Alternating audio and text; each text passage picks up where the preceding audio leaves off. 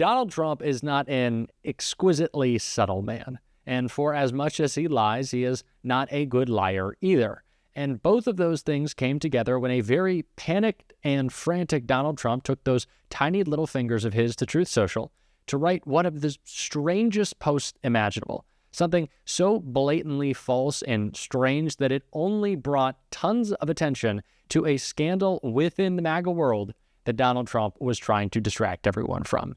The scandal and anger inside his cabinet blowing up at Elon Musk. And we are going to get into it. But before we do, if I could quickly ask you to leave a like on this video. And if you haven't already and you enjoy our channel, to hit that subscribe button. It goes a long way and it really does mean a lot to me. Now, before we can get into Trump's post on the recent events of this week, we need some context on them. And I want to get that from Ari Melber right here. This is reporting that shows what many would call a dysfunctional White House. And you'll see why.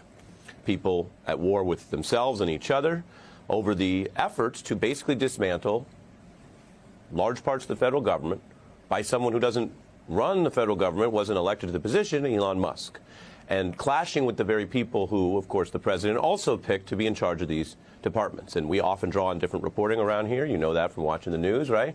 We mention different stories. This is from the New York Times. Credit to their reporters, their journalists getting this story out. And it is a bombshell. The Times reports that Musk basically ended up in a clash, a conflict with much of the cabinet. That was Thursday this week. And laced into these other officials, some of whom are important, right? If you're picked to run the State Department, you are a pretty important official within the government. And just to put it clearly, we are talking right now about an unelected billionaire sitting in on these important meetings and going at people in very intense terms. And the substance matters as well as, quite frankly, the emotion and the gossip of this, because it's all part of how this government is being run. Musk going at Secretary of State Rubio, according to the New York Times, basically saying that Rubio was not firing anybody. Quote, "You have fired nobody." And Rubio responds, what about the more than 1,500 State Department officials who took early retirement in buyouts? Didn't they count as layoffs? Rubio asking then sarcastically if Musk wanted him to rehire all those people just so he could make a show of firing them again. These are two people at odds over the department that Rubio runs, and the subtext there is about who is being honest or accurate and who is just trying to put on a show.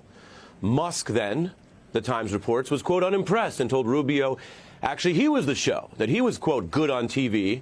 The subtext, the Times says, being that he was not good for much else. And let's be clear, both of these men have risen in their careers through some aspect of public show. Rubio ran for president. Musk was on the campaign trail. He's made himself into a big deal out in public, but that's how they deride each other in private, basically saying, you're not for real. No, you're not for real. No, you just do it on TV.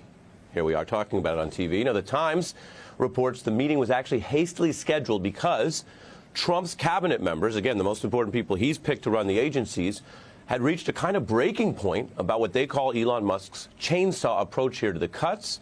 And the meeting was in the cabinet room. The president was presiding, 20 officials attending. Then the Veterans Affairs Secretary, Doug Collins, using this opportunity to go after the way Musk has fired veterans and officials who work at the VA. We heard from one this week, for example. And what's interesting here, as you're going to see, is the dissent, the concern is internal. It's not just people protesting or people who've been ousted from the government. This is Trump's pick for the VA, saying Musk should not wield a blunt instrument and cleave off everyone from Veterans Affairs. They need to be strategic. Then you have Sean Duffy, who runs transportation, also going at Musk. What am I supposed to do, Mr. Duffy says, according to the Times report here. I have multiple plane crashes to deal with now. And your people want me to fire air traffic controllers? So, yeah, things do not seem to be going too well within the Trump administration. And a couple of days ago, I talked about how Donald Trump essentially fired Elon Musk from his job of firing government employees, but we did not know at the time how upset the cabinet officials surrounding Donald Trump were with Elon, someone who is seeing the price of his car company absolutely plummet, seeing his power be stripped away from him in the federal government, constantly mocked online. Things aren't going too well for Elon, and I'm sure he doesn't want anyone paying attention to that. And as we know from MAGA world, there is always another story. No matter what crazy thing happens, they always find something crazier to cover it up. And we were moving past this MAGA civil war until Donald Trump had the genius idea to bring all of our attention to it with this post right here. Trump wrote in all caps, "Elon and Marco have a great relationship.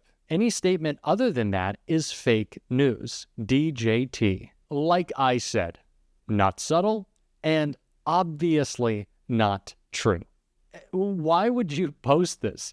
In all caps as well? It is just bringing the spotlight over to this huge issue that is going to plague Donald Trump's administration. The fact that he cannot bail on his buddy Elon, because if he does, Elon's crowd of, crazy online weirdos is going to turn on Donald Trump. And of course, MAGA will turn on Elon. And Elon doesn't have a lot of support on the left anymore for his electric vehicle company. And certainly you're not selling a lot of those unless they look like the stupid Cybertruck to conservatives. So they both are between this rock and hard place where they kind of have to stay friends, even if they don't like each other, which honestly, I do think Trump likes Elon, one, because he loves another corrupt criminal around him, and two, because he's so impressed by the wealth, and three, because I think he understands Elon can kind of be this body bag in front. Like, he can be just like the meat shield of all the bad stuff that comes after the Trump administration. And so Donald Trump has to deal with his cabinet.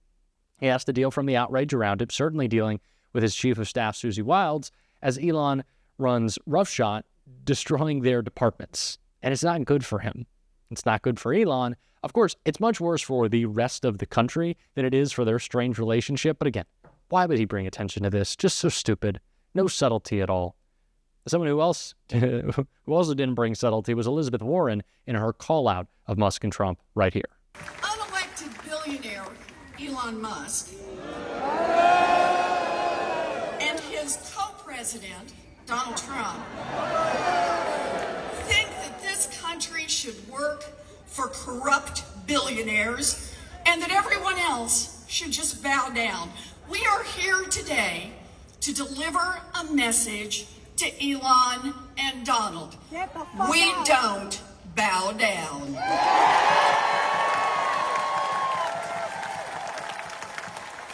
We are here to remind Elon and Donald that the Constitution of this great nation applies to everyone, even presidents and billionaires.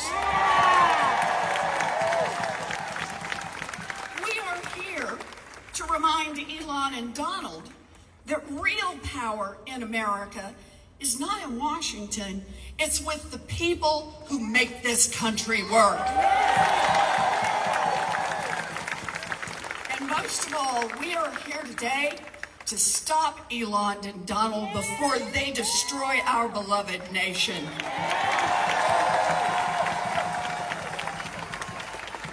Now, first, I want to give credit where credit is due. I want to pay proper respect. Donald Trump is making history. Donald Trump took on one of the most pressing issues in all of American history, renaming the Gulf of Mexico.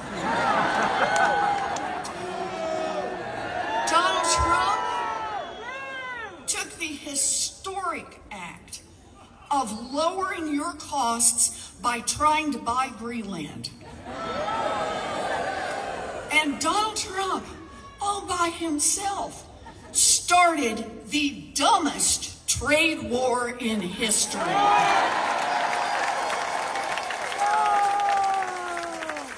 That man turned 25% tariffs on and off like it's a giant game of red light, green light. Now, Elon is also taking his place in history. Elon, the unelected co-president, has put more people at risk for getting cheated by their banks, more seniors at risk for losing their Social Security, and more veterans at risk for losing their benefits than anyone ever before in American history.